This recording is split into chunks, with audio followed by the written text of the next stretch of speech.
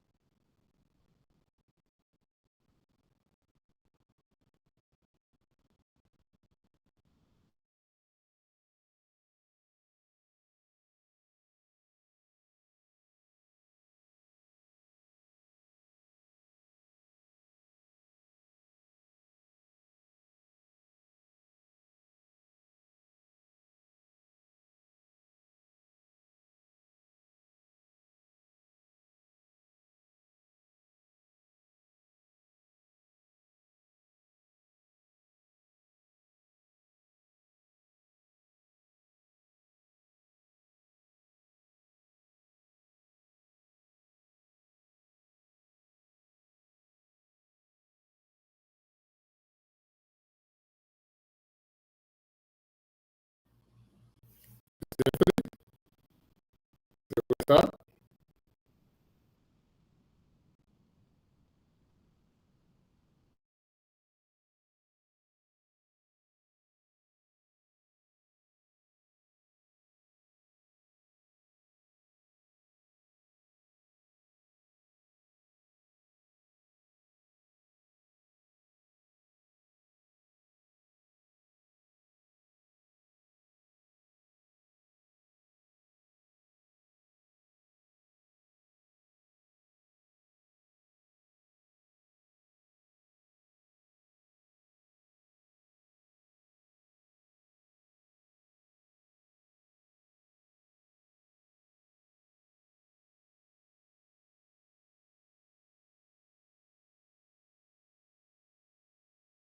Assim.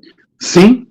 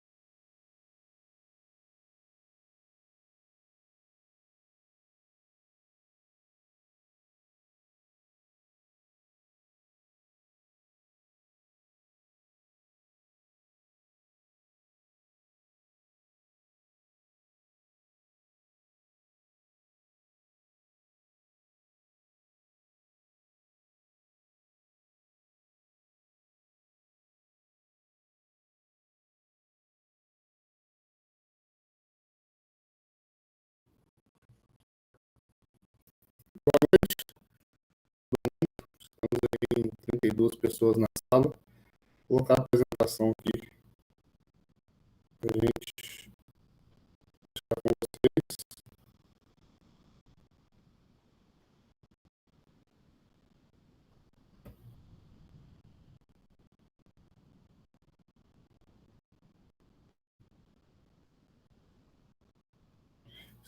Estão vendo minha tela já? Sim. Boa. Então, deixa eu falar. Obrigado. Um pouco da história das ferrovias e a importância delas para o desenvolvimento econômico. Mas primeiro, deixa eu me apresentar. Meu nome é Felipe Sotani, sou marido da Rejane, tenho 2 filhas, sou mineiro, ferroviário, né?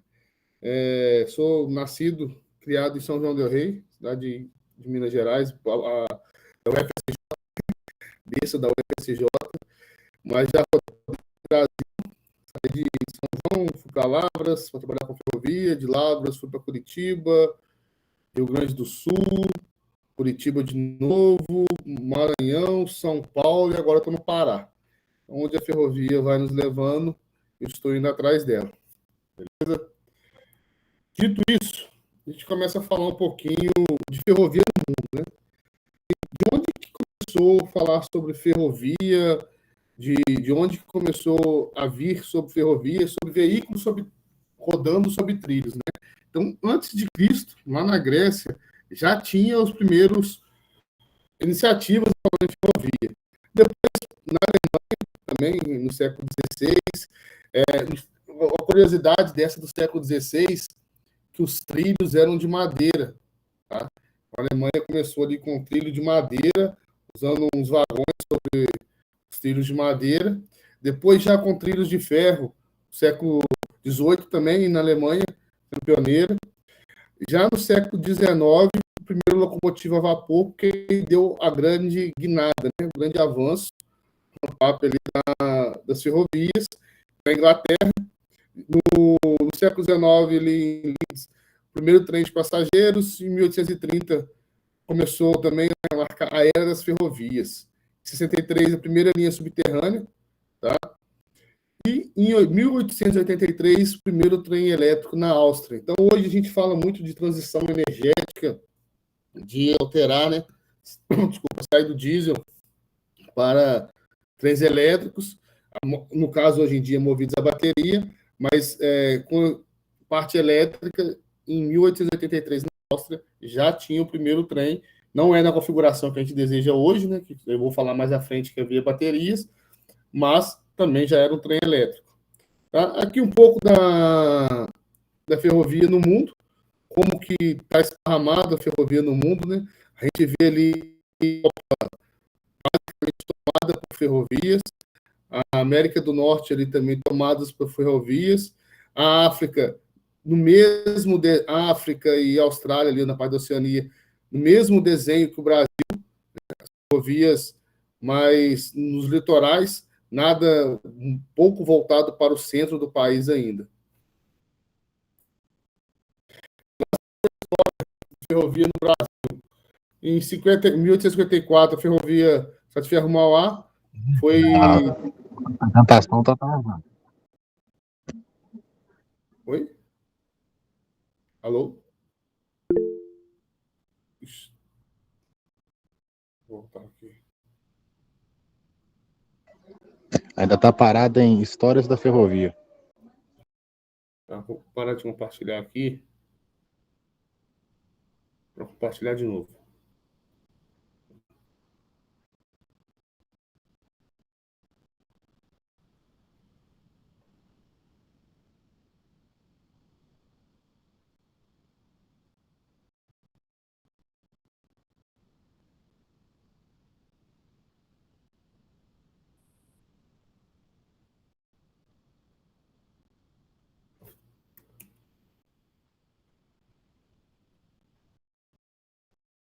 Agora?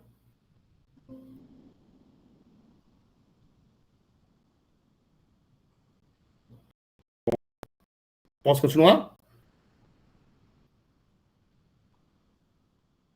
Tá bom. Pode. Vocês estão na ferrovia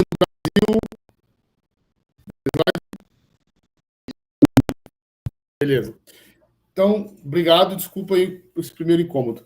Então, em 1854, começou no Rio de Janeiro, Estrada de Ferro Mauá. A gente pode observar que espaços de curtos de tempo, também mais para o Nordeste, lá em Recife, na Bahia, depois veio Santos, Jundiaí, já em 1870 a Companhia Paulista, mais em São Paulo, depois a Estrada Oeste de Minas, que essa sim foi uma, depois a gente pode falar um pouco, ela chegou a 684 quilômetros, a ferrovia que passava em São João del Rei, né, o berço aí da UFSJ, fazia parte desse cenário da Estrada de Ferro Oeste de Minas, considerada de grande porte no nosso país. Então, já entrando um pouco na parte econômica, a importância da ferrovia na época que ela foi desenvolvendo cidades. Então, São João del Rei, dos impulsionadores, né, da cidade foi a ferrovia passar por ali. Na época era um grande feito a ferrovia passar pela sua cidade, seu vilarejo, né, porque de fato fazia comércio. Se vocês forem observando ali as datas, a gente está falando de 1850, 1870, não existia estrada, né? Não é, o conceito de estrada, de rodovia, basicamente não se existia, porque a gente não tinha veículo, carro. O primeiro carro no mundo aí foi em 1885, 86. No Brasil já foi quando o Santos Dumont trouxe em 1890. E era um carro assim, que não eram os desenhos atuais. Então não tinha esse conceito de estrada, de rodovia. Eram mais caminhos para carroça, para carro. Então, quando a gente fala de uma ferrovia passando por São João del Rei, ali em 1800, estava trazendo progresso para essa região, trazendo progresso para a cidade e movimentando as cargas. Aí depois ali Mogiana, Sorocabana, que é na região de São Paulo, Central da Bahia, Santa Amaro, aí depois Paranaguá, Curitiba, Porto Alegre, Novo Hamburgo. Então, nessa época ali, a ferrovia era basicamente café. Tá? Os grandes patrocinadores das ferrovias eram as grandes plantações de café que precisavam transportar seus produtos. E já nessa época, como que transportava? Para onde que transportava? Era exportação. Tá? É uma característica muito forte do Brasil desde o início, está aqui essa forma cronológica mostrando, as ferrovias foram feitas no Brasil para exportação.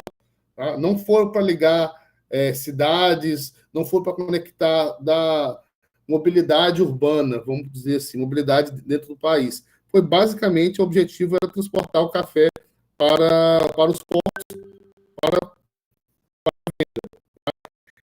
Em 1950, chegou a ter 35, tem um lugar que fala 37 mil, tem um lugar que fala 35 mil quilômetros de ferrovia. Hoje, ferrovia utilizada no Brasil, a gente fala de 20 mil quilômetros, que tem densidade de trens passando, que é de fato com utilização 20 mil, se tiver 20 mil em utilização, tá? Em 1957, teve a estatização das ferrovias. Esse é um ponto interessante. Para quem é mais saudosista, quando falar em 1997, 1996, foi privatizada as ferrovias, acabaram com as ferrovias. Antes, na época da rede, quando a gente escuta esse negócio da rede, começou com esse desenho de ser estatal. Tá? Começou ali com o Barão de Mauá, depois foi tendo as outras iniciativas, já era sob concessão. O governo ofereceu a concessão das ferrovias, o direito de se construir ferrovias para o transporte. A pessoa, na época ali, os contratos eram de 40 anos. Tá? Nessa época de 1800, eram de 40 anos, e quem construísse tinha o direito de operar por essa ferrovia. Então, quando chegou ali na década de 30, teve a gente teve um grande problema, né, no mundo dos Estados Unidos. Os Estados Unidos era o grande comprador de café do Brasil, e a ferrovia do Brasil era para transportar café. Então, com os Estados Unidos em crise, o Brasil, com a sua grande commodity, sendo o café, começou a cair a necessidade, a utilização das ferrovias. E isso trouxe, de fato, a começar a depreciar, a perder a importância da ferrovia para o país. Então, os investimentos foram cada vez mais minguando. Quando chegou ali nos anos 50, mas na década de 50 ali, começou também o hub em relação a automóveis, e foi juntando tudo isso, as ferrovias começaram a perder força, o governo falou, opa, antes que eu perca um bem, né, porque eu fiz uma concessão, foi feito o investimento, foi feita a implantação do projeto, e está sendo sucateado. Deixa eu tomar conta. O governo entrou e começou a bancar. Foi muito bom, sim, para quem teve na época ali, né, que também na década de 50 já ainda não tinha tanta rodovia para transporte de passageiro, tanta rodovia para transporte de passageiro, não tinha tanta estrada duplicada, não tinha tantos veículos disponíveis também no país, né, era embrionário a situação de veículos no país. A ferrovia fazia como nessa década de 50, 60, 70 ali, a ferrovia era mobilidade urbana. Então, quando a gente escuta assim, pessoas mais velhas, com 60 anos, com 70 anos, nossa, que saudade de andar no trem, era muito bom a época do trem, é porque, de fato, é o que tinha para andar. Tá? Então, era bem cuidado, era porque era o que ligava. Assim, a gente tem um exemplo ali de... Você for na região de Lavras, ali tem o pessoal de Lavras, Ribeirão Vermelho, que o pessoal tem a paixão pela ferrovia, que é a ferrovia que levava ao Rio de Janeiro, que levava até Barra Mansa. Era o único jeito. Hoje a gente consegue pegar outras rodovias e ir até lá, mais rápido que ferrovia. Mas na época não tinha. E ficar subindo de carroça, ficar subindo de veículos mais fracos. A serra que tem, né, que liga ali, que sai de Minas Gerais, do sul de Minas, que vai até Barra Mansa, por exemplo, era muito ruim. É um terreno muito acidentado. Então a ferrovia veio puxando isso. E com isso também trouxe as cidades no contorno, né, em toda a ferrovia, foram desenvolvendo cidades, porque as pessoas iam parando em seus destinos e precisava ter um hotel, precisava ter um restaurante. E antes um pouco disso, para a construção da ferrovia, que é o próximo slide aqui, né, eu quis trazer aqui a de Paranaguá Coletivo, mas serve para todas as outras. A gente está falando aqui para um curso basicamente de engenharia, né? Engenharia civil. A gente na época, pouco maquinário, poucas ferramentas. O Brasil não era símbolo de industrialização. Então, 1880, 1890, 1900, começo do século XX, era assim super desafiador você falar em fazer construções no país. Você construir prédios era raríssimo construir prédios. Nossa cidade aí, a maioria deve estar em São João del Rei, a gente tem um prédio aí de 12 andares, né, que agora está se construindo outros prédios. Estou falando de 2025, imagina naquela época, cidades menores de São João del Rei, de Minas Gerais, são a mesma coisa. Então, era muito desafiador construir, e principalmente construir no Brasil. A engenharia no Brasil também assim, era precária. Porém, como eu trouxe aqui a Paranaguá, os europeus até consideravam irrealizável. Quando trouxe assim, a gente precisa construir uma ferrovia para ligar ali a região do Paraná ao porto de Paranaguá, né, ao porto lá embaixo, precisa construir uma ferrovia. As primeiras conversas é que não teria engenharia suficiente, não teria como construir. E é uma ferrovia que foi construída com menos de 5 anos. Quando eu falei um pouco de cidade, e eu já pulei para cá, para construir a ferrovia, ela é construída em etapas. Então, você constrói 5 quilômetros, você constrói depois do 5 ao 10, do 10 ao 15, e isso aí você vai ficar 2, 3, 4 meses estacionado em algum lugar, acampado em algum lugar. E isso foi fortalecendo alguns vilarejos no entorno da ferrovia. Isso aconteceu em Minas Gerais, isso aconteceu em São Paulo, isso aconteceu no Paraná. Tá? Essa ferrovia que eu trouxe como marco de engenharia, ela tem 420 obras de arte. São 14 túneis ali, 30 pontes, e confesso que eu nem sei quantos viadutos que tem. Eu andei muito sobre essa ferrovia, eu cuidei um tempo ali das locomotivas em Curitiba, então a gente tinha que passar por ali, liberava, fazer check-in de viagem, fazer acompanhamento de trens, então passava ali. Para quem nunca foi, é uma paisagem linda. A primeira foto aqui é uma foto de uma litorina, tem um passeio turístico lá, no Litorino. Então, assim, e para quem gosta de engenharia, eu ficava passando ali, eu ficava, como isso foi construído naquela época? Olha, desculpa o termo, mas né, olha a pirambeira, olha o corte onde foi feito, onde está passando. Olha a altura da ponte na segunda foto, né? Na foto à direita, a altura da ponte. Eu assim, fico imaginando como que foi construído, como que foi conseguido levantar esses materiais e estão lá até hoje. Hoje em dia, para se fazer obra ali na Serra de Paranaguá, é complicado, é uma área tombada de preservação. Então, uma curiosidade, tá? A LL, quando ela quis aumentar sua capacidade de produção, ela precisava aumentar a força de suas locomotivas.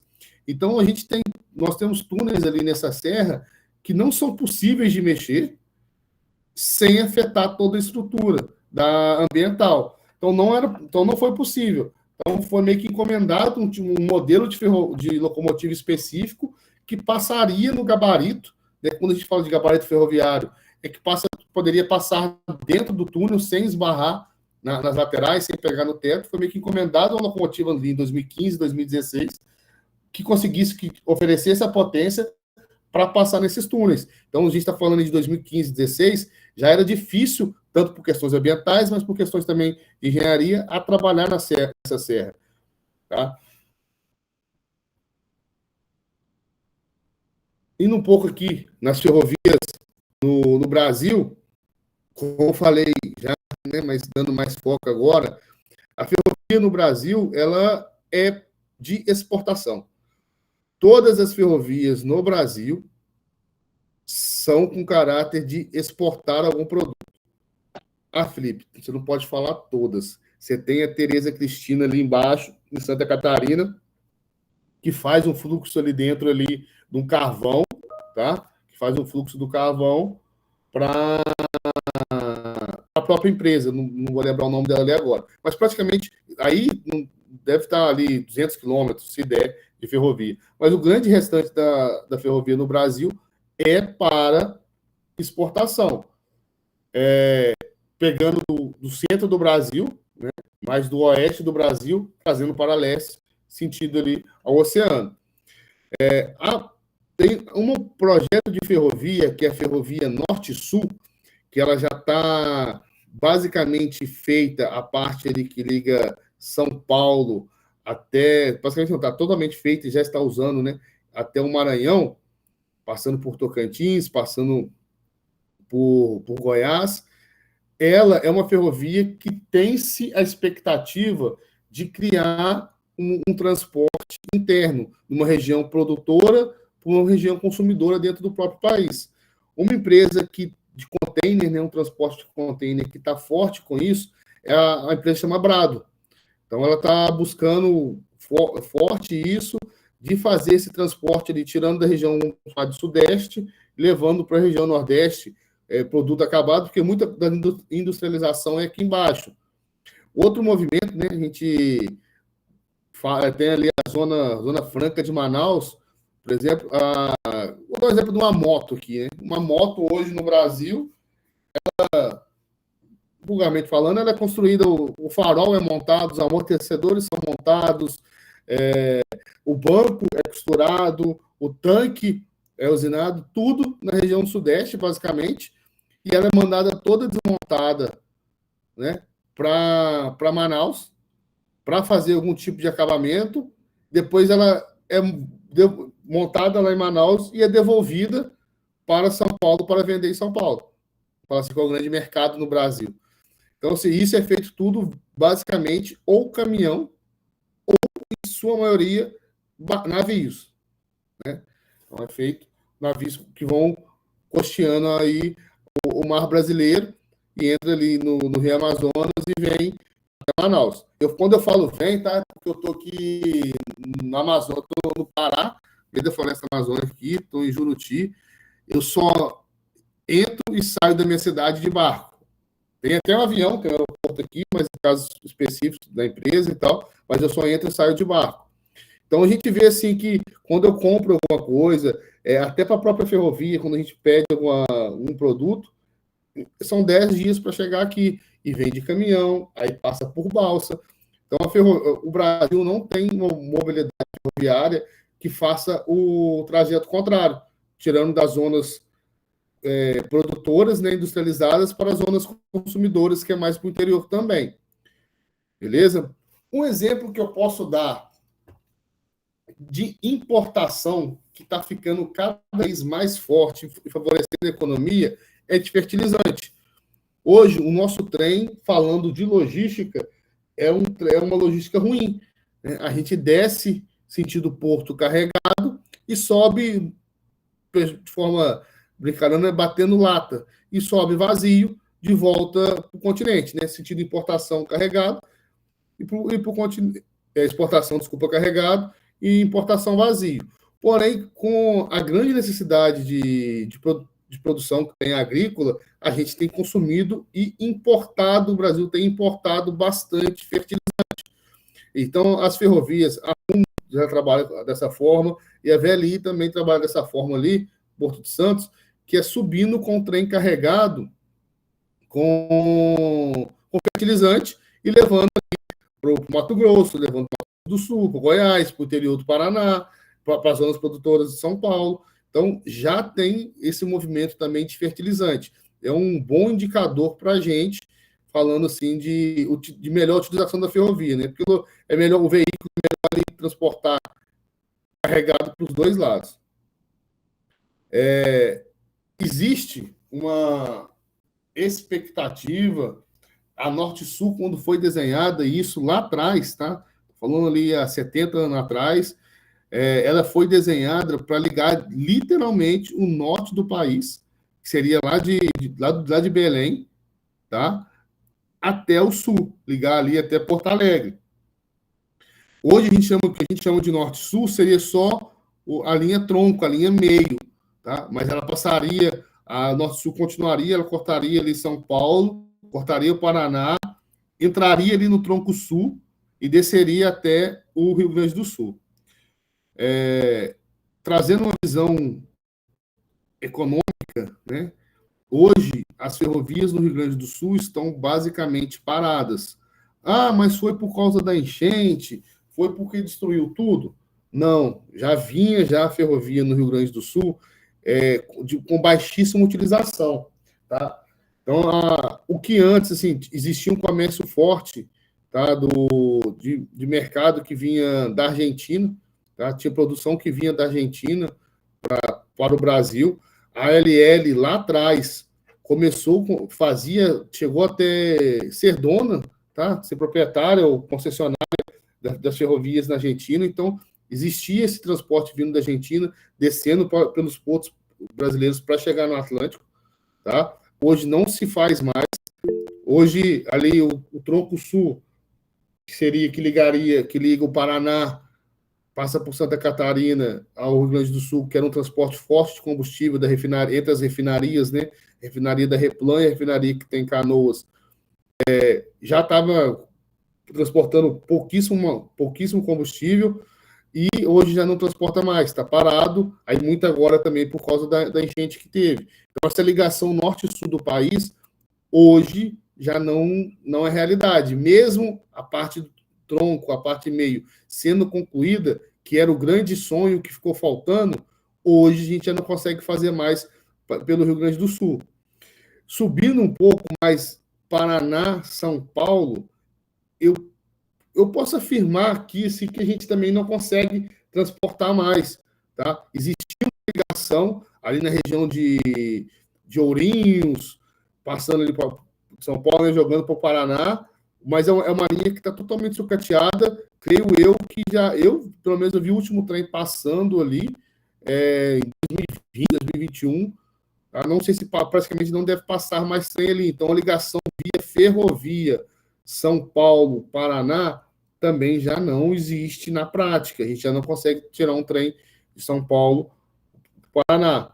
A ferrovia métrica em São Paulo, que fazia essa ligação, é uma ferrovia também que a concessionária, que estava na época, não via vantagem e meio que está abandonada, parada, não se usa mais. a ferrovia que liga ali o Mato Grosso do Sul, tá? E leva até... E levava até Santos, né? Chegava ali em Mairink, entrava na parte lá na ferrovia mista. Dito isso, acho que vale eu até citar aqui as ferrovias, os grandes operadores ferroviários no país. Eu acho que o grande operador com maior produção é a Vale. Tá? A Vale é uma mineradora, mas ela tem as suas ferrovias, que é a ferrovia lá no Maranhão, sai do Pará, né, de Carajás do Pará, e vai no Maranhão, que é a ferrovia FC, Ferrovia Carajás, tá? Uma ferrovia de bitola larga, transporta basicamente minério. Aí agora, com o advento da Norte-Sul, que entra na Carajás ali por Açailândia, também transporta soja via VLI, com direito de passagem, mas então ali tem a FC. Tem ali depois, a gente tem a Transnordestina, que opera alguns trens no Nordeste. Está se materializando, né? Uma renovação ali da Transnordestina, um aumento do trecho, mas é um trecho com pouca densidade de trens, pouquíssima densidade de trens. Tá? Assim, é fato irrelevante. Aí, quando eu falo isso, não falo diminuindo o local, porque tem muita produção, mas, de fato, assim, é irrelevante para a produção no país. Hoje, o que é transportado. A gente espera, tem muito produto para ser transportado, mas por lobby político, por questões econômicas, foi se abandonado, de fato, a ferrovia ali, a Transnordestina, e cada vez agora ela está criando mais força. De uns anos para cá, de 5, 6, 7 anos para cá, está criando mais força. A Bahia veio com a ferrovia, né, com a FIOL, falando ia cruzar o oeste-leste da Bahia, a Bamin, porém é um projeto que eu estou vendo minguar. A própria Bamin está recuando nos seus investimentos no Brasil porque não está conseguindo a liberação do porto de Ilhéus. Então, de novo, né, a ferrovia no Brasil foi feita com caráter de exportação. Se eu não tenho porto para exportar, o que eu vou fazer com a ferrovia? Então, está se minguando, tem notícias rodando já da Bamin tentando passar essa concessão para outras empresas. Tem a ferrovia Centro-Atlântica, que, em termos de, falando uma ferrovia só, é a maior ferrovia, tem 14 mil quilômetros de extensão. Desses 14 mil que são usados, menos da metade estão sendo utilizados. Essa linha roxa que a gente vê cruzando Minas Gerais e Bahia praticamente não é usada. Tá? A ferrovia Centro-Atlântica é operada hoje pela VLI, então é uma ferrovia da VLI, tá? Que é uma empresa que era da Vale, uma empresa da Vale. A Vale resolveu, carga geral, meio que abrir o capital. Então, entrou a Blue, que tinha a Mitsui, e o Fundo de Garantia, e comprou partes deles. Hoje é uma empresa que tem a participação da Vale como acionista, mas não é mais da Vale. Então, tem a VLI ali, tem a MRS, que opera ali cerca de 2 mil quilômetros. Se me perguntar de eficiência, é uma ferrovia que chama atenção de sua eficiência, é uma ferrovia com poucos quilômetros, mas basicamente todos os quilômetros delas são usados. Diferente da ferrovia Centro-Atlântica, que a maior parte não é usada, diferente da Transnordestina.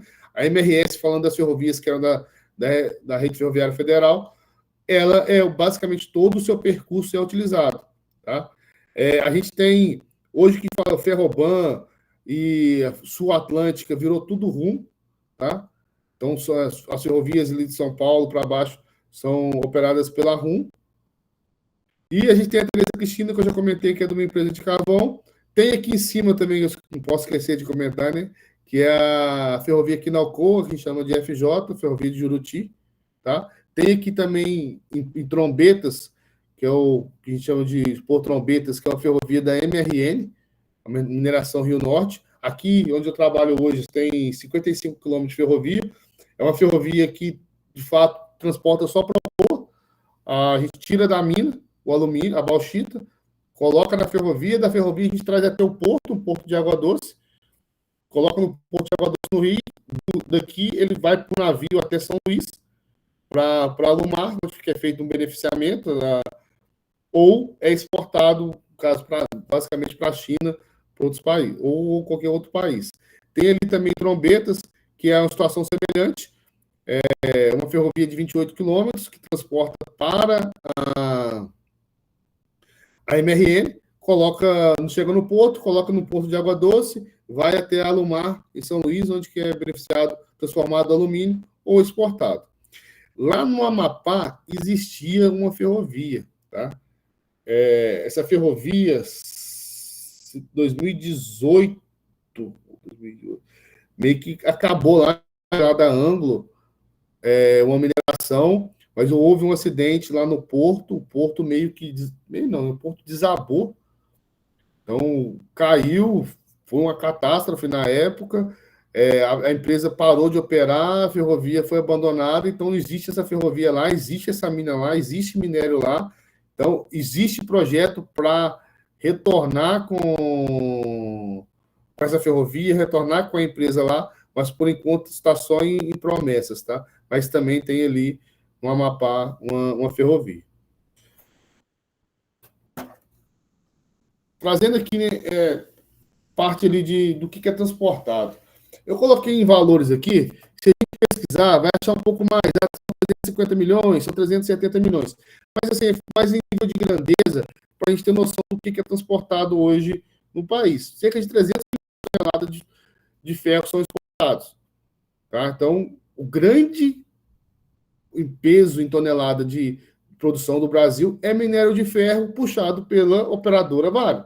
Por isso que a Vale tem as suas ferrovias, que é a Ferrovia Carajás, eu esqueci de comentar ali também, a Ferrovia Vitória Minas. Vitória Minas é uma ferrovia que sai de Belo Horizonte e liga até no Porto do Espírito Santo, tá? Porto de Tubarão é outra ferrovia da Vale. Então, a gente tem essa 300 milhões de toneladas de ferro transportado, 100 milhões de toneladas de soja, 40 milhões de toneladas de milho, 15 milhões de açúcar e 3 milhões de toneladas de celulose. O que a gente traz de curiosidade aqui dessa informação? Tá? Alguns produtos, de fato, o minério de ferro, em sua maioria, é transportado por ferrovia, mas os outros, basicamente, não é por ferrovia. A maioria é por rodovia e alguma outra coisa por hidrovia. Tá? E outro fator importante dessa informação desse slide, cadê o café? A gente falou lá que quem trouxe a ferrovia para o Brasil foi o café. O Brasil ainda continua sendo um grande exportador de café, mas cadê o café em ferrovia? Essa, sim, fica ali uma pergunta que eu não vou saber responder, o porquê que parou-se, o porquê que não tem mais café, porque que perdeu essa cultura do café em ferrovia. A MRS, no sul de Minas, tem um projeto de voltar a transportar esse café.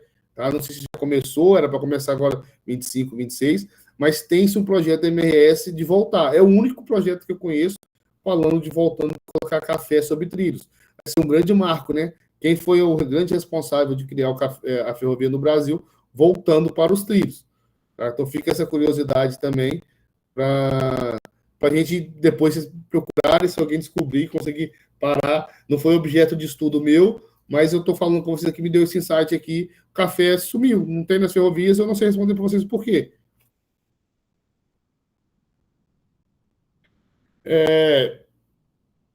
De tudo que é transportado, né, 72% por ferrovia é ferro, 6 soja, 5 milho, 3 açúcar, 2 celulose.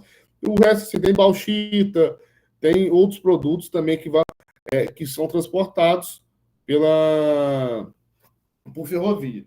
Um grande diferente, né, a celulose vem criando cada vez mais força. A gente tem algumas empresas aí, a Klabin, a Suzano, que vem utilizando demais a ferrovia para transportar seus produtos. Vou citar um exemplo da Klabin, porque eu vi, tá, acontecer dessa forma, então acho que é legal citar. A Klabin, além de usar a ferrovia, ela investiu, tá? Então a Klabin comprou, tem os seus vagões próprios, opera ali no trecho da Rumo, no Paraná. Então, ela tem em Ortigueira, acho que é Ortigueira o nome da cidade mesmo, ela tem uma fábrica gigante lá. Ela tem os próprios vagões, investiu em parceria, lógico, né, com a Rumo também. As locomotivas, elas são pintadas, são com o nome Klabin para esse transporte. No Porto de Paranaguá, onde a Klabin ficava, né, onde os trens chegavam, dava em torno de 10 quilômetros onde era feito o embarque. A Klabin ajudou, investiu, criou um novo armazém mais próximo, não sei se já está pronto, quando eu saí do Paraná em 22, eu estava construindo, mas era para terminar já, mais próximo, porque ia sair direto da ferrovia para o navio, não ia precisar mais de transporte de caminhões. Tá? Então a celulose vem vindo forte também. Da mesma forma, eu não coloquei aqui, são os containers. E por que eu não coloquei os containers aqui? Porque eu ia colocar algo que eu não sei, de fato, não sei te falar assim, tudo que é transportado em container. A Brado, depois, se vocês quiserem pesquisar ali, é um exemplo assim, de vanguarda no Brasil, que está buscando cliente, que está colocando. Eu já vi peça de carro, ovo, até ovo transportado dentro de containers. A Brado é a parte frigorífica de carne, tá?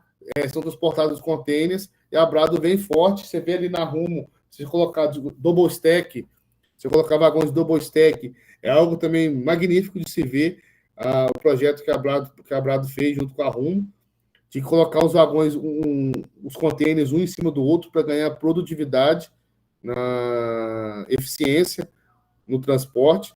Tá? Então, se perguntasse, falando em desenvolvimento moderno, o que você vê de diferença? Eu gostaria de citar a celulose, tá? Que era algo que até então que não era tão transportado, e também todos os produtos que estão sendo feitos via container. Aqui em relação, assim, só em grandezas, né, que para transportar 1 tonelada em 1.000 quilômetros, o custo rodoviário sairia em R$ 425, o custo aquaviário em 168 e o custo ferroviário em R$ 66. Ah, Felipe, então por que a gente não coloca só ferrovia? Eu coloquei aqui, ó, por 1.000 quilômetros. Existe cálculos que tem que ser feito, né, para se determinar a eficiência. Mas, basicamente, o que eu né, quando eu falo longos percursos assim, 200 quilômetros, 300 quilômetros, acima disso, começa a compensar o ferroviário, o transporte ferroviário. Percursos pequenos, 20 quilômetros, 30 quilômetros, 40 quilômetros, 50 quilômetros, a gente pode falar, dependendo do produto, de dutos rodoviários, a gente pode falar de correias transportadoras, tá? E ali 100 quilômetros, 150 quilômetros, a gente pode falar de rodoviário. Esse deveria ser o mundo ideal. Aquaviário é um pouco ainda... é muito dependente ali de onde tem rio, né? De onde vai ter os rios ou um lago ali para fazer esse transporte. Não estou citando tanto aqui. Na região que eu estou aqui, o Rio Amazonas aqui é como se fosse uma Anchieta, como se fosse uma Raposo Tavares, como se fosse uma Fernão Dias. São barcos passando para um lado e para o outro, com caminhões em cima, com carretas em cima, com moto, com pessoas para cima e para baixo. Então, aqui na região, é muito bem-vindo o hidroviário, né, o aquaviário, esse transporte. Mas não é todo lugar que tem esse benefício igual tem aqui próximo à minha casa. Trazendo aqui, vou dar até o horário aqui, porque eu vou falando, eu acabo me empolgando, ainda tem muita coisa para falar. Aqui é só uma pequena comparação, né, do que é transportado no país. Então, 60% ali é via rodoviário, 20% ferroviário. Esses gráficos que a gente encontra na internet, muda dependendo da fonte, mas em termos de grandeza não muda muito, tá bom? Só entrando um pouco aqui agora, mais na área específica de ferrovia, né? Saindo um pouco mais dessa parte socioeconômica, entrando um pouco mais específico de ferrovia. Então, vamos falar um pouco de evolução dos trilhos. A ferrovia, ela é feita com trilho, né? Ela precisa... O grande emblemático da ferrovia são os trilhos. O vagão, o modelo do vagão, o modelo locomotivo e tal, veio em segundo plano. O grande ponto era o transporte sobre trilhos. Lá no início, como cometeram o trilho de madeira, foi se evoluindo para o trilho de aço, dentro de ferro. E qual que é a grande evolução, tá? A gente chama os trilhos, trilho 32, trilho 35, trilho 37, trilho 40, trilho 57, trilho 60. O que é esse trilho, esse número que a gente fala? quando a gente fala trilho 57, quer dizer que em cada metro de trilho são 57 quilos. E o que isso dá de diferença? A carga que esse trilho consegue suportar por cima dele. Então, quanto mais robusto for o trilho, maior a carga que ele consegue suportar para cima dele. Não de forma sozinha, tá? Eu vou falar das outras partes da via permanente aqui, mas um grande fator é isso. Quanto mais robusto o trilho, é maior a carga que ele consegue transportar. Os trilhos, né? Basicamente, as barras de trilho são ali de 12 metros, eles são feitas com 6, depois passa para 12, e tem os trilhos longos, que o pessoal fala de 100 metros, de 200 metros, são os trilhos longos. Como que esses trilhos são substituídos?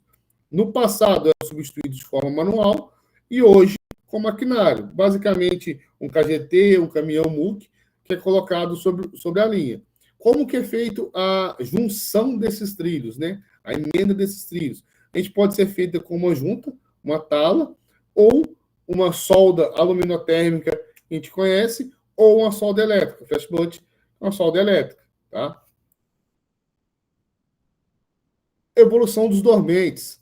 A gente fala de dormente lá atrás, no começo, era um pedaço, literalmente um pedaço de árvore que era cortado e colocado debaixo do trilho para fazer o amortecimento, para fazer suporte, para fazer a cama para o trilho deitar, para o trilho se assentar, para o trilho ser pregado. Era qualquer tipo de madeira. Tal. Depois, com a evolução das ferrovias, foi se colocando tal da madeira de lei, a sucupira é um grande nome dito, foi começado a tratar os dormentes, tá? Então, se a maioria dos dormentes de madeira são tratadas com um produto creosoto, então fica também, quem mora perto de ferrovia, tem dormente de madeira, às vezes acha bonito aquele dormente, fazer fogueira, ele tem um produto químico que é tóxico, tá? Então, foi para que é feito isso? Para ele durar mais. A expectativa de vida ali, uns 30 anos, dependendo do cuidado, pode durar mais, dependendo do cuidado, pode durar menos. Então, até hoje, a gente usa ainda dormentes de madeira. Depois veio para os dormentes de concreto. Aí tem uma variação ali de dormente de concreto. Ele todo inteiriço, ele apenas com blocos nas suas extremidades, onde é apoiado os trilhos. O dormente de aço, que é um dormente, basicamente, ele é mais leve, assim, de melhor forma de manutenção, mais leve, a sua aplicação é mais fácil, porém a sua manutenibilidade é maior, porque é um dormente que ele é vazado, né, ele é oco, então ele precisa de um trabalho forte de socaria, ele precisa estar com uma linha, com um lastro bastante assentado, para ele não dar deformações, e tem os dormentes de polímero também, tá? Que são mais leves, sua semelhança de transportar, e também tem as suas vantagens para a manutenção. O que eu vejo hoje sendo mais difundido? O dormente de concreto. O concreto já foi concreto armado, tá? Mas hoje, se eu não me engano, todo mundo está usando o concreto protendido, tá? Não é mais concreto armado, é protendido, né? Com as armações já tensionadas ali dentro, porque ele fica mais leve, fica um dormente mais leve, de maior e mais resistente, tá? Então, eu acho que ninguém hoje está comprando mais concreto dormente armado, é tudo protendido. Então, a grande aplicação hoje no país são de dormente de concreto. Por que não está tendo tanto dormente de polímero, tanto dormente de aço? É algo assim que ainda está sendo difundido, que está sendo discutido, está sendo estudado. Existe prós e contras para todos eles. Um contra, por exemplo, do dormente de aço. As linhas com sinalização, a gente vai falar mais à frente ali, ela corre uma eletricidade, né? Corre nos trilhos, e o dormente de aço é condutor, então teria que ter um isolante entre o trilho e o dormente muito bom, para que não haja interrupção no trajeto, no circuito ferroviário. Então, aqui, só de dormente daria ali um período, uma pós-graduação para discutir dormente, tá? Então, existe ainda muito estudo sendo feito, muita tecnologia sendo trazida no congresso que teve agora em São Paulo, muita coisa nova de polímero foi apresentado, mas ainda assim há discussões. O que já é fato, tá? Que já é fato bastante usado, é o de madeira, e sendo alterado agora para os dormentes de concreto. Evolução do lastro. O que a gente chama de lastro? Lastro é a brita, é a pedra, é o que sustenta o dormente e os trilhos. Tá? Então, de fato, é a base da ferrovia. Quando eu falo de evolução aqui, eu trouxe essa figura completa, porque ele fala muito, o lastro é a junção ali da superestrutura com a infraestrutura ferroviária. Então, a superestrutura é o lastro, o dormente, o trilho com suas pregações. A infraestrutura já entra o sublastro, né, que está na banqueta, as drenagens superficiais, né, que são as canaletas, dependendo do local que tiver o talude ali, o corte. Então, já começa a entrar mais nisso. O lastro é que faz essa ligação, que faz essa grande absorção de impacto. Então, o lastro serve basicamente como um amortecedor entre a carga vertical e também horizontal, né, de aceleração de frenagem, que entre o trem e o solo, e a plataforma. E a evolução dele foi de que, de fato, foi sendo estudado. Antes, poderia se falar de qualquer tipo de pedra, qualquer tipo de brita que fosse jogada era aceito. Hoje, não. De fato, quando vai fazer uma renovação de uma ferrovia, quando eu falo renovação, é a troca, né, de laços, dos trilhos, mandado pessoas até as pedreiras, é feito o estudo do mineral que está ali, para que ele possa ser aplicado ou não. Porque é caro, dependendo do laço que for colocar ali, ele vai comoltar, vai perder a sua característica de amortecimento, vai tornar uma base rígida e vai trincar sua dormente, vai trincar o seu trilho. Isso antes era pouco divulgado. Tá? Misturava-se brita 2, brita 3, brita 4, acabava que as britas se conformavam, acabava criando uma base rígida. Hoje não, você vai trabalhar só com brita 3, então trabalha só com brita 3, que é o mais comum. Vai trabalhar só com brita 4, só com brita 4. Vai trabalhar com a pedreira tal. Até tem esse cuidado de qual pedreira que a gente está extraindo, qual que é as características desse mineral que a gente está colocando aqui. Não vamos fazer um blend? Não, vamos deixar de forma homogênea ali, ou vamos misturar, fazer de forma heterogênea. Então, existe esse cuidado hoje com o laço, é algo que também já é estudado. Qual que quando a gente vai fazer um problema de desnivelamento na linha. Um dos grandes medos e sustos ferroviários é o acidente ferroviário. E esse acidente ferroviário, um dos grandes fatores é o alívio vertical. E o alívio vertical, um dos grandes fatores é a deficiência do lastro, criando bolsões, dando o tal do laqueado, permitindo um movimento vertical da linha maior do que aceitável. Então, antes a gente falava muito de trilho dormente, de milha. Hoje, o lastro vem tendo o seu cuidado de ter o desenho, de ter sua correção geométrica, de ter o seu ombro respeitado, de ter suas dimensões respeitadas. A quantos milímetros de pedra, de laço, eu tenho que ter abaixo do dormente? Qual que é o peso que vai passar em cima? Então, eu posso ter 200 milímetros abaixo do dormente. Não, eu posso ter 150 milímetros. Então, é objeto de estudo também.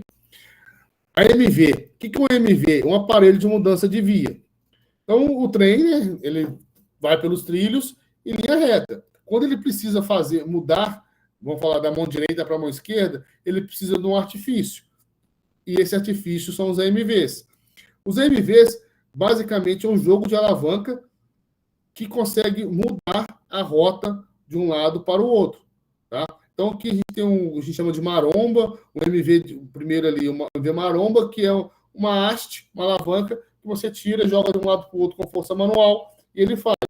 No segundo, a gente tem o MV de mola, que ele permite que, quando a gente está vindo pela reversa ou linha contrária, o próprio peso da composição vai empurrar o trilho, permitindo a abertura da agulha para que o trem passe, não fazendo um MV contra, uma linha fechada. Tá? Então, já é um pouco mais automatizada, vamos falar assim, de uma força mecânica de mola.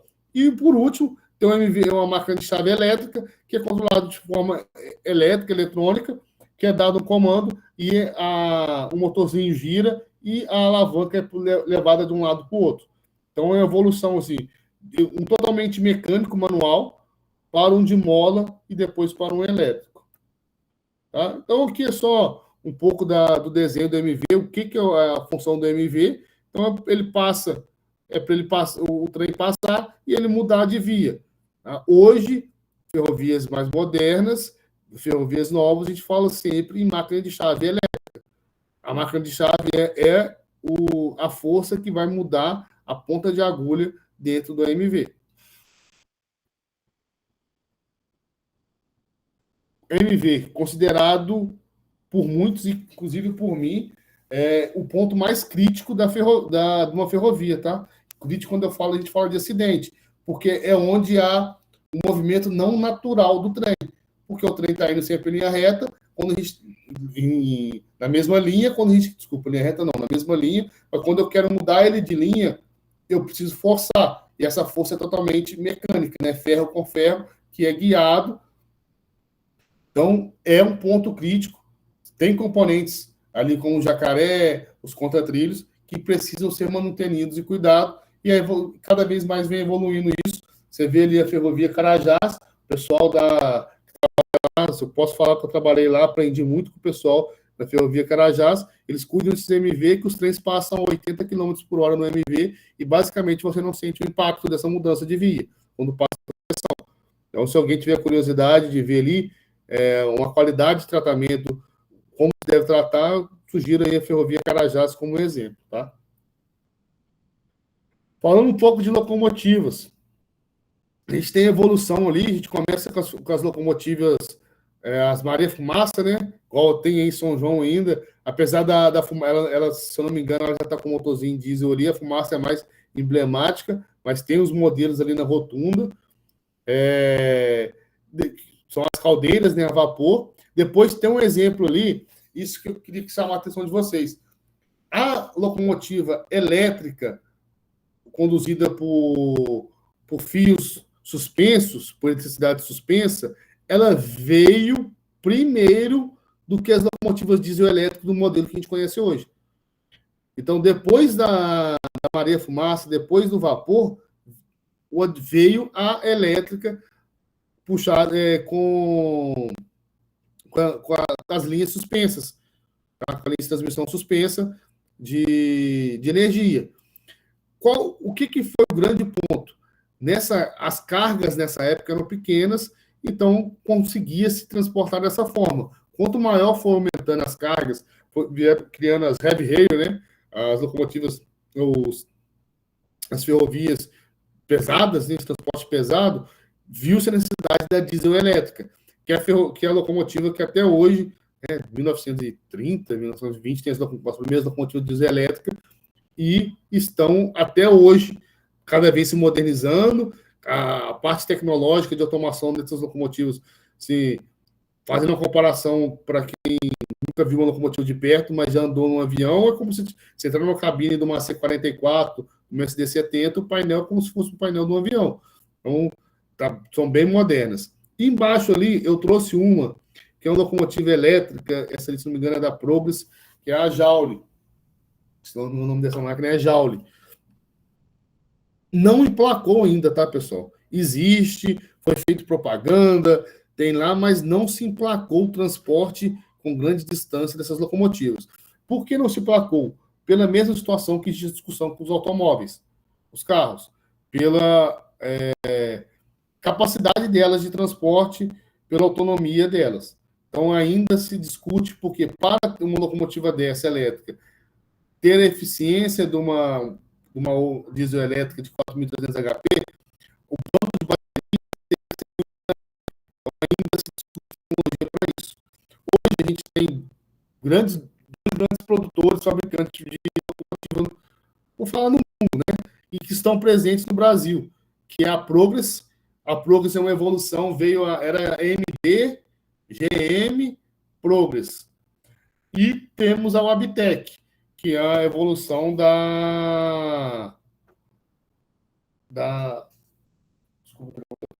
é a evolução da GE. Tá? Então, e temos essas duas fabricantes de locomotiva no país. Tá? a fábrica da Wabtec fica em Contagem e a fábrica da Plugos fica em Sete Lagoas. As duas em Minas Gerais, quem tiver curiosidade e interesse conhecer, tá ali perto também. Falando de vagões, né? A gente tinha os vagões no começo ali, basicamente vagões de madeira para transporte de café, de carga viva. Depois passamos uns vagões plataforma, os vagões, aí já trouxe os vagões gôndolas e os vagões Hopper, que são hoje no país os mais usados. Para transporte de minério e os vagões Hopper para transporte de soja. Tá? A evolução dos vagões se dá muito pela carga de manga de eixo, né? Que é o peso que o vagão consegue suportar. Então, começou a manga B, manga A, manga B, manga C, vagões da larga, tal, agora assim, manga T. Isso quer dizer muito qual que é a carga que consegue transportar ali por eixo. Então, antes tinha ali 8 toneladas por eixo, 10 toneladas por eixo, 15 toneladas por eixo. Já trazendo para os vagões modernos, a gente consegue botar 30 toneladas por eixo em cada vagão. Então, se tem GDT ali que transporta 150 toneladas. Então, tem GDT que um GDT dá 3 caminhões, basicamente. Né? O Hopper ali, 120 toneladas. Então, um vagão Hopper são dois, vamos botar aí, 2 bitrem, né? 57 toneladas do bitrem, 2 bitrens ali, um vagão Hopper. A Vale, em Carajás, ela tem o maior, não sei se ainda detém esse recorde de maior trem do mundo, mas chegou a deter esse recorde de maior trem do mundo, mas voltando assim na prática, né, o trem tipo dela ali é um trem de 330 vagões, uma locomotiva 110, uma locomotiva 110, uma locomotiva 110. Então, é um trem de 330 vagões de ferro, né, de minério de ferro transportados na ferrovia Carajás. A Rumo já está emplacando trens de 135 de soja ali na região de São Paulo. Então, cada vez mais a capacidade dos vagões de carga tem aumentado e cada vez mais vagões são colocados no trem. Isso não passa só pela carga, tá? Esse estudo passa também. O vagão tem a parte de frenagem, as válvulas, a truque. Então, tem toda uma engenharia por trás disso. Máquinas de via. No começo, você falava assim, pô, o mantenedor, o que eu trabalho? Eu trabalho na ferrovia, na via permanente. Todo mundo fala, nossa, tá enrolado, né? Como diz o mineiro, nossa, tá enrolado. Por quê? Porque era um serviço basicamente manual, é um serviço pesado, um serviço que era com a gente chama de forcado, ou garfo, ou como se fosse uma pá, para tirar o laço, com picareta, com alavanca. Era um serviço muito pesado. Hoje já vem as máquinas. O serviço ali que a gente conseguiria fazer manual, né, com alavancas e superficial, que era uma socaria no lastro, você faz ali 10 metros num dia, 5 metros num dia, vem uma máquina que consegue produzir 400 metros por hora. Tá? Então, as máquinas para manutenção de ferrovia estão cada vez melhorando, tá? E evoluindo de acordo com as construções. Existe projeto de ferrovia no mundo todo. Tem ali Emirados Árabes, a Austrália, a Índia, a África como um todo, que eram mercados que até então adormecidos, que vêm buscando. E isso vai provocando a melhoria. Então, se eu preciso construir ferrovia, eu preciso construir ferrovia rápido, eu preciso investir em máquinas de via. Tá? Então, hoje o mercado de máquina de via é grande. Acho que uma das grandes fornecedoras é a Place. Tá? Gente, estou falando o nome de empresa aqui, mas não ganhei nada de nenhuma. Tá? Se tiver alguém vendo e quiser me dar dinheiro também, eu estou falando porque, de fato, são as que eu conheço. A Place é uma grande, se vocês quiserem, por que eu estou falando o nome? Assim, para às vezes a pessoa, eu estou passando aqui uma palestra pequena, curta, né, muita informação, queira pesquisar, o Felipe não falou tal coisa, aí pesquisa, eu quero ver o que a Brasa está fazendo com o container, eu quero ver o que a Rumo está fazendo com soja, quero ver o que a VLI está fazendo com açúcar. Acho que a VLI é uma grande transportadora de açúcar também, acho que vale citar isso. Quero ver o que a MRS está transportando. O Felipe falou lá que tem o negócio do café. Então, estou citando os nomes para vocês pesquisarem depois, né? E aprofundando mais. A Place é um dos grandes fornecedores aí de máquina. Tá? E, por último aqui, né, a evolução da sinalização ferroviária. O que é essa sinalização ferroviária? A gente coloca o trem sobre os trilhos. Ok, ele vai percorrer 1.000 quilômetros. Onde esse trem está? Qual que é a localização desse trem? Que horas que ele vai chegar? Como que eu faço o rastreamento desse trem? Antigamente, quando a gente olha assim, principalmente quem está aí na região de Minas Gerais, vai olhar ali, pô, tinha muito, São Paulo, muitas estações de trem. A cada 30, 20 quilômetros tinha uma estação de trem, e uma cidade, até a gente falou de forma socioeconômica ali, a ferrovia traz o desenvolvimento, uma cidade foi construída em volta dessa estação. E por que é isso? Era a forma onde se marcava a posição do trem. Então, o trem passava na porta da estação, passando aqui, pegava passageiro, pegava carga, e também informava, estou passando aqui. Aí, de uma forma que, bem no começo, era o telégrafo, tinha o telegrafista ali, ele mandava o telégrafo para a estação seguinte, o trem acabou de passar aqui, pela velocidade que ele vai transportar, daqui uma hora ele está chegando aí. Então, passava via telégrafo. Depois veio o telefone, então, o trem acabou de sair aqui, passando por lá. Depois vieram as linhas sinalizadas, né? Já tem, um exemplo, o CTC, o CBTC, com os painéis, foi feita a criação do CCO, né, Centro de Controle Operacional, que é feito o monitoramento, que é feito o licenciamento dos trens. O que é licenciamento do trem? Uma via com uma densidade maior, qual trem que vai poder passar primeiro, qual trem vai poder passar depois, qual trem que vai guardar no pátio de cruzamento, qual trem que tem prioridade. Então, começou a ser feito via licenciamento. Então, o trem recebe uma licença, se ele pode seguir. Se ele não receber essa licença, a própria locomotiva não sai do lugar, porque se sair, ela é penalizado. Quando a gente fala penalizado, é uma aplicação de freio, que a válvula que aplica o freio aplica nos vagões e o trem não consegue mexer, tá? Não consegue se locomover. Então, foi cada vez mais evoluindo. Hoje, na última figura que eu trago ali, você tem internet, você tem comunicação, você tem via notebook, você tem via telefone, você tem via GPS, você tem via... Então, você consegue mapear os rádios digitais, né? Você consegue mapear certo o local exato onde que o trem está para fazer o seu licenciamento, fazer a sua liberação. Só 8h05, acho que eu até passei um pouco aqui, tá? Dar uma virada um pouco no final aqui. Você deu uma passada. Desculpa aí por esses 5 minutos, mas assim, acaba me empolgando. É um assunto bom de falar, gostoso de falar. A ferrovia, vocês que estão fazendo, estão na faculdade ali, ela tem muito campo aberto, tá? Eu dou aula em algumas pós-graduações e eu cito assim, a pessoa quer trabalhar, é um engenheiro civil, ela vai ter campo dentro da ferrovia.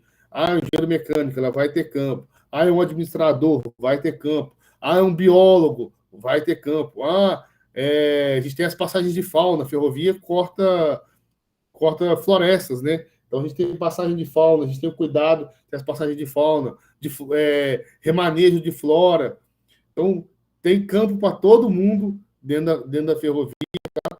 Então, espero ter, para quem gostava, espero ter falado, dado mais gosto. Para quem não conhecia, espero ter trazido aqui um pouco de para vocês, e para quem não conhecia ou não gostava, espero ter mudado a cabeça.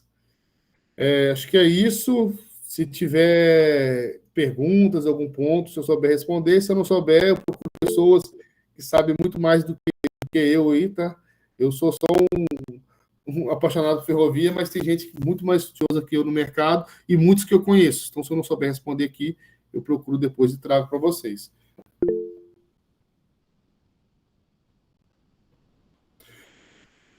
Tem uma pergunta ali da Marina. Quais são as principais dificuldades enfrentadas para integrar a ferrovia a outros modos de transporte? Primeiro ponto, tá? Eu não passei isso, mas deveria ter passado. Primeiro ponto, a ferrovia no Brasil, ela já não é integrada entre elas. A gente tem bitola métrica, bitola larga no Brasil. O que é isso? A bitola de 1 metro, bitola de 1,60 m. Isso já impossibilita o tráfego de uma região para outra. Exemplo, quando eu comentei ali da Norte-Sul, a Norte-Sul, até São Paulo, ela é bitola larga. Se for para ela descer, né, no tronco sul, descer pelo Paraná ali é só bitola métrica. Então, isso já é uma dificuldade para a irrigação. A MRS, a boa parte da MRS é bitola larga, ou toda a MRS, se eu não me engano. A VLI é bitola métrica, em sua maioria. Então, você já não consegue, entre ferrovias, ter uma interligação. Falando com outros modais, é a falta mesmo de um plano de negócio para que seja feito. Porque o que seria o ideal? Transporte via rodoviária de 50 a 60 quilômetros até um terminal. Desse terminal, joga na ferrovia e da ferrovia joga. Vou citar como exemplo aqui a Rumo está com um projeto, com expansão junto com o governo do Mato Grosso, de levar a ferrovia até Lucas do Rio Verde. Porque hoje o grande boom da Rumo é Rondonópolis, mas a soja vinha 600 quilômetros ainda de caminhão até chegar ao terminal de Rondonópolis. Então a Rumo, respondendo direto, né, a Rumo está fazendo isso. Ela está levando ali a ferrovia até Lucas do Rio Verde para integrar de forma melhor com os produtores, para que os caminhões transportem 50, 60, 70 quilômetros de rodovia, coloque nos terminais, o terminal passa para a ferrovia, da ferrovia para o mar. Então, a grande dificuldade era a falta de instalação de projetos, a estabilidade política para que esses projetos pudessem ser tocados pela frente. Hoje, com o mercado de soja do jeito que está favorecendo muito essa interligação. Tá? Eu ainda não vi de perto, mas tem também ali em Pederneiras, a Lois Dreyfus com a MRE, tem uma de hidrovia para ferrovia, depois para exportação, hidrovia, né? Hidrovia, ferrovia, marítimo depois.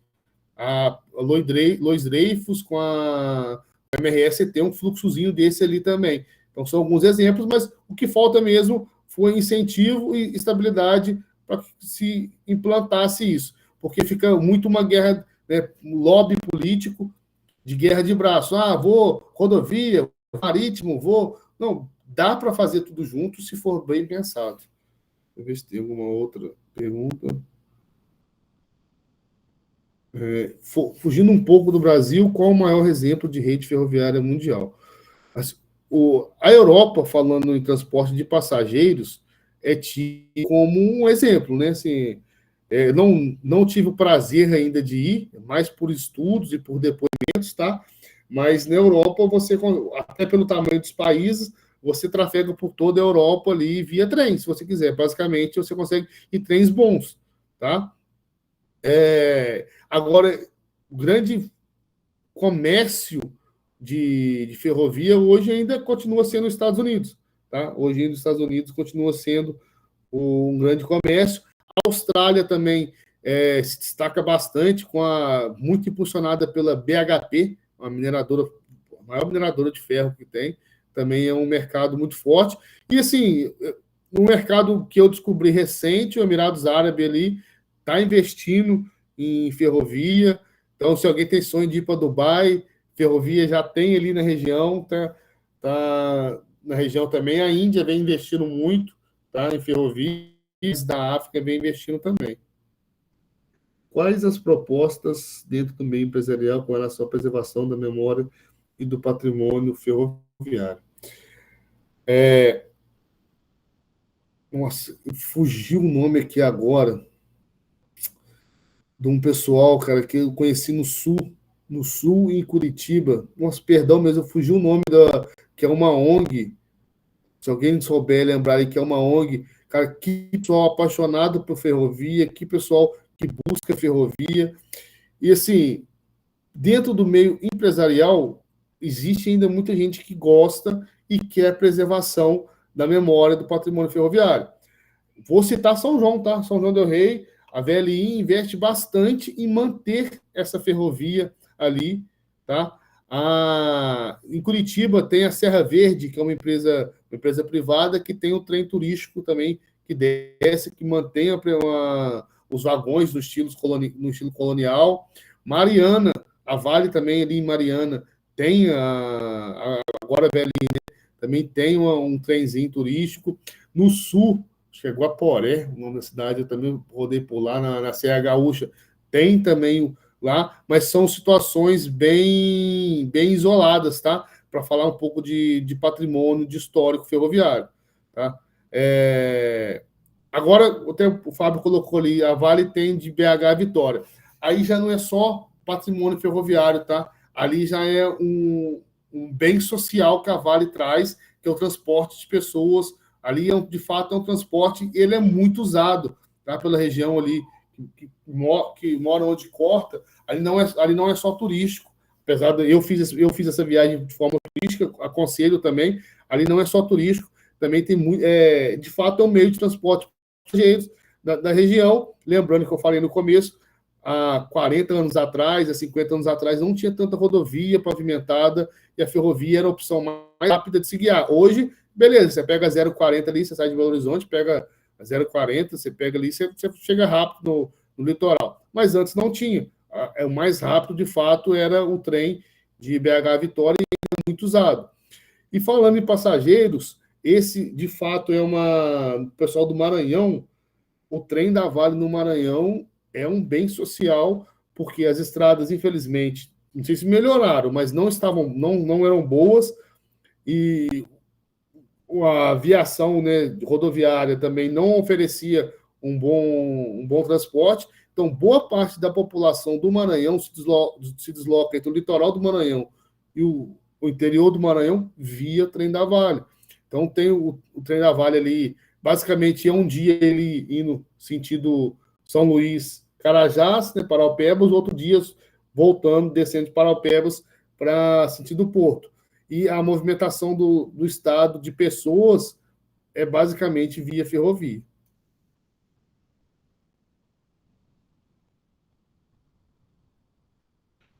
Eu não cheguei a estudar na UFSJ, tá? Eu não cheguei a estudar na UFSJ. Quando eu estudei no Instituto Federal, fiz o curso no Instituto Federal em São João, depois eu estudei na Unilabras, em Lavras, depois estudei na PUC, no Rio Grande do Sul, depois no RTG, na UFSJ. Apesar de ser são joanense, apesar de estar ali, eu não cheguei a estudar na UFSJ. Como você vê o futuro das ferrovias no Brasil? Vou falar assim, para a nossa geração, eu acho que ainda continua muito forte por causa do minério de ferro, tá? Pegando uma analogia do café, né? Quando o café... Obrigado, a Josi mandou ali a BPF, tá? Essa mesmo, Associação Brasileira de Preservação Ferroviária. Eles não estão só no Rio Grande do Sul, tá? Mas eles são fortes no Rio Grande do Sul, em Curitiba ali. Se tiver alguém da BPF aí, eu não vou lembrar o nome do pessoal, mas eu tive muito contato com eles, pessoal apaixonado em ferrovia. Voltando ali, como que eu vejo? Assim, para a nossa geração, né, enquanto existiu o minério de ferro no quadrilátero ferrífero ali em Minas Gerais, e lá em cima, aqui em cima, né, no Pará, é só promissor. O Brasil, porque a Vale vai continuar puxando forte, a Vale é o grande motor, a gente viu assim, que o maior transportador hoje ainda é a Vale, com minério de ferro, então continua puxando muito forte. E eu acho que vai ter, não acho não, né? Tem esse minério de ferro aí por mais 100, 200 anos pela frente. Não só o minério de ferro, a soja. Né? O Brasil, a gente fala pouco disso, eu também não sou experiente nisso, tá? Mas procuro ler, porque é importante para o meu meio, a soja é um grande potencial, né? Grande potência, na verdade, nem potencial, potência. O Brasil desenvolveu técnicas de plantação de soja até então não falada. Na região de Goiás, do Cerrado ali, é algo que tem até, não vou falar nome aqui, mas por algumas pessoas brasileiras que desenvolveram técnicas de plantação e, de fato, o Brasil se tornou o celeiro do mundo. Sim, o Brasil não está na sua total capacidade. Quando eu falo assim, os Estados Unidos pode fazer, às vezes tem ano que faz mais soja que o Brasil, tem ano que faz menos, mas lá já está na sua capacidade total. E lá não tem tanta perda de produção igual nós temos aqui.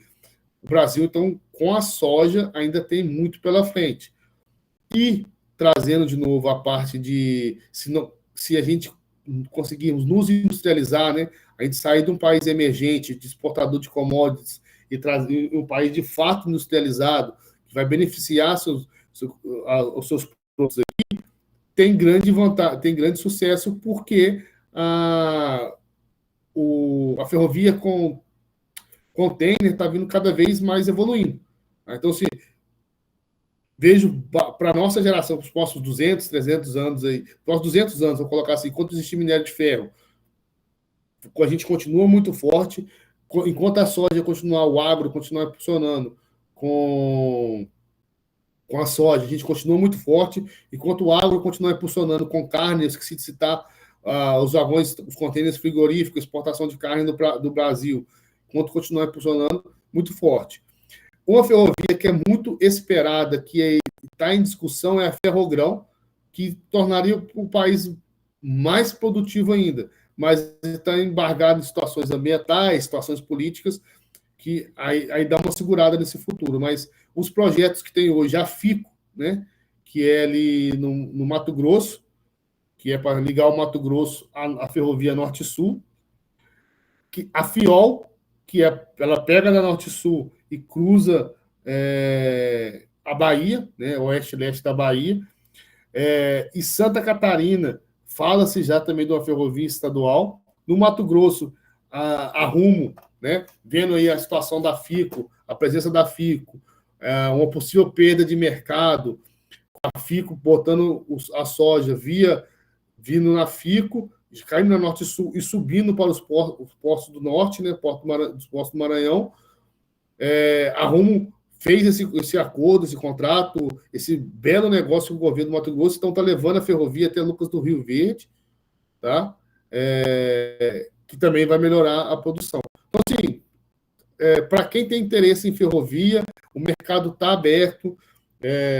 Hoje eu estou numa posição de gerência, a gente abro muitas vagas, aparecem muitas vagas, eu recebo muito contato de vaga, o mercado está carente, tá? O mercado está carente de ferroviário. Para quem o curso aqui, eu acho que em suma é engenharia civil, implantação de obra de ferrovia, parte de geotecnia,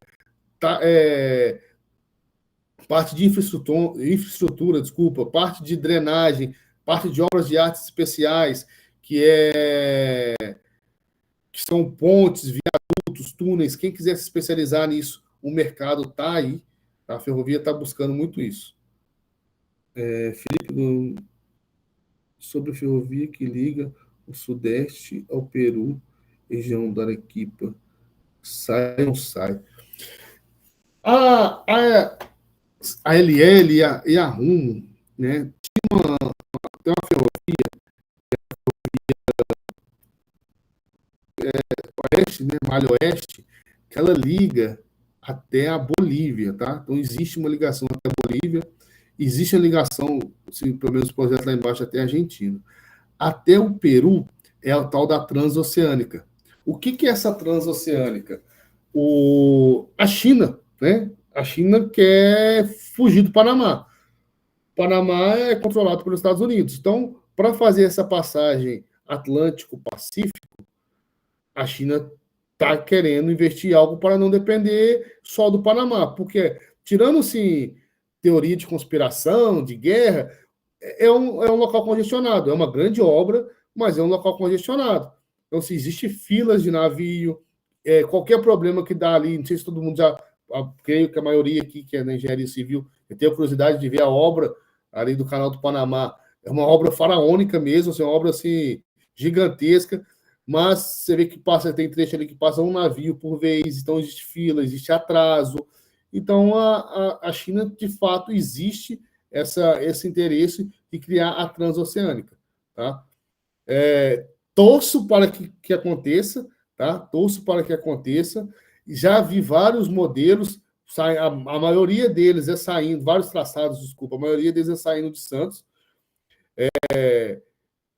da região litoral de São Paulo. Esse é um problema, porque o Porto de Santos está basicamente saturado, não tem muito para onde crescer. O ideal é que essa transoceânica viesse de algum lugar que menos saturado, tá? Tivesse menos concorrência com o que já existe, porque vai ser um novo mercado, vai ser uma nova situação, vai ser, se não vai colocar lá, a gente vai ter a ferrovia, mas vai ter o gargalo logístico que vai ser o porto.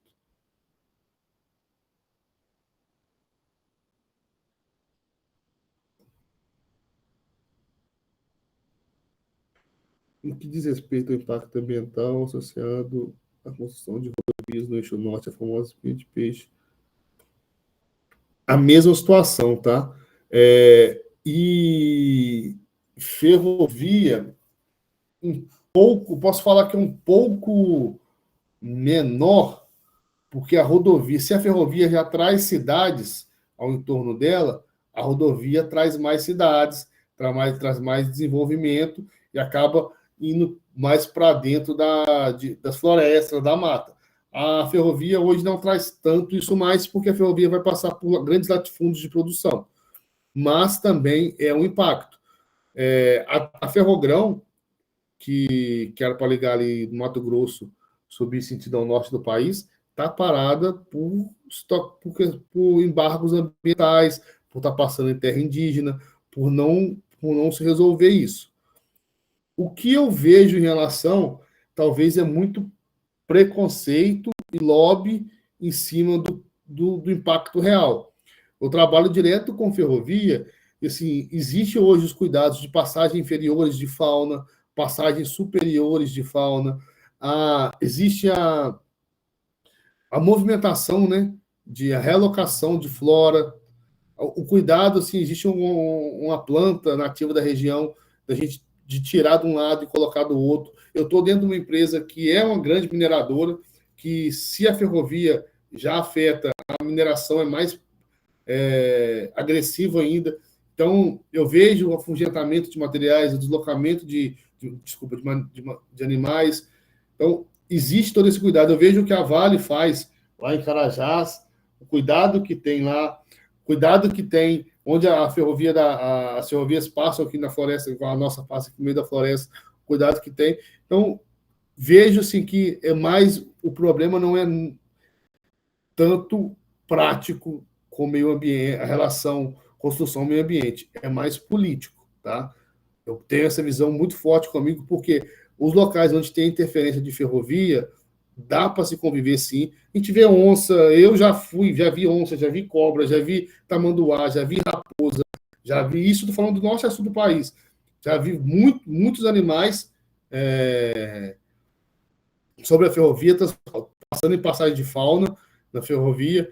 A vegetação, de fato, a ferrovia vai matar, né? O seu raio ali, vamos botar 40 metros de largura, 40 metros de largura ali, basicamente. A ferrovia, de fato, vai matar, mas dentro de uma floresta, dentro de um cerrado que seja, isso não é tão prejudicial. Se for feito dessa maneira. Vamos fazer o afugentamento de animais, vamos fazer o manejo de flora. No que diz respeito ao impacto ambiental. Acho que foi essa que eu respondi. Pessoal, mais algum ponto? Alguma resposta não ficou a contento? Alguma crítica também? Tranquilo, tá? Eu tenho aí 15 anos de ferrovia, sou neném ainda em ferrovia, estudo muito, estou aqui falando aqui porque eu estudo muito sobre ferrovia, porque na prática eu ainda tenho muito para aprender, tá? São poucos anos ainda, tem pessoas muito mais experientes que eu no mercado. Aí, Ramon, Stephanie, que me procuraram, se tiver mais palestras, se tiver mais assuntos, tem pessoas, eu consigo indicar pessoas muito mais técnicas, muito mais conhecedoras do que eu também, tá? Para estar passando. Se é desejo da UFCJ também falar mais de ferrovia, a gente consegue abrir portas para visita em alguns locais. Então, e trazer pessoas com mais conhecimento aí também.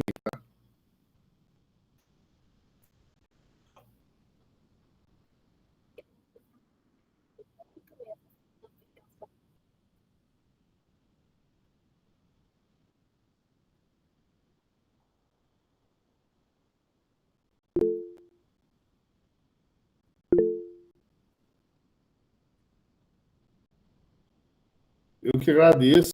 Tem mão levantada aí.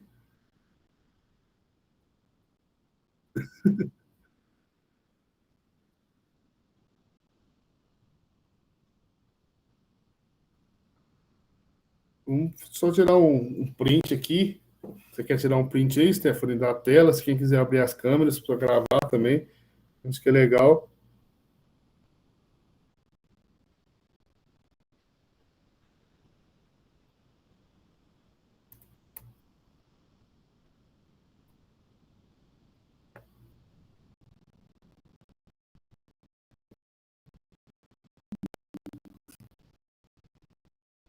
Vou falar 3 aqui, a gente tira o print aqui então, tá?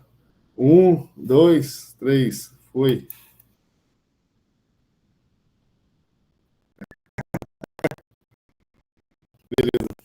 Pessoal,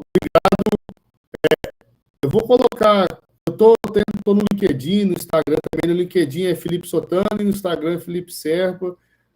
Precisar de contato, o Ramon, Stephanie também tem meus contatos. Precisar de alguma coisa, estou aí à disposição.